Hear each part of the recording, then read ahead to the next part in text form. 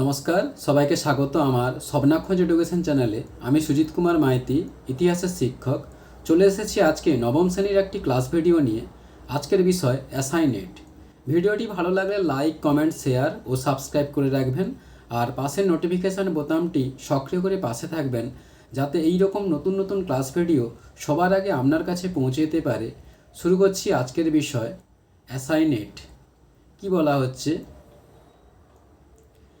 অ্যাসাইনেট হল ফরাসি বিপ্লবের সময় ফ্রান্সে প্রচলিত এক ধরনের কাগজের মুদ্রা বা কাগজের নোট।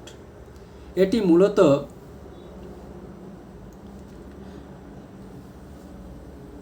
একটি আর্থিক দলিল, যা বাজেয়াপ্ত করা চার্চের জমির বিপরীতে জারি করা হয়েছিল।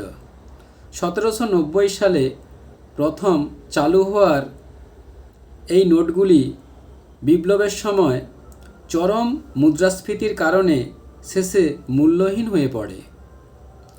এরপর উদ্দেশ্য: ফরাসি বিপ্লব চলাকালীন সরকারের তীব্র আর্থিক সংকট দূর করা এবং চার্চের সম্পত্তি সাধারণ মানুষদের মধ্যে বিক্রি সহজ করে তোলার জন্য এই কাগজের নোট জারি করা হয়েছিল।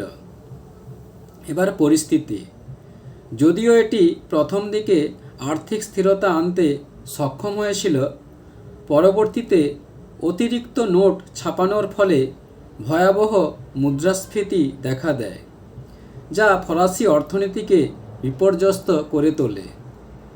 এবার ব্যবহার: শুরুতে এটি কাগজের নোট হলেও পরে সাধারণ মুদ্রা হিসেবেও এর প্রচলন বাড়ে।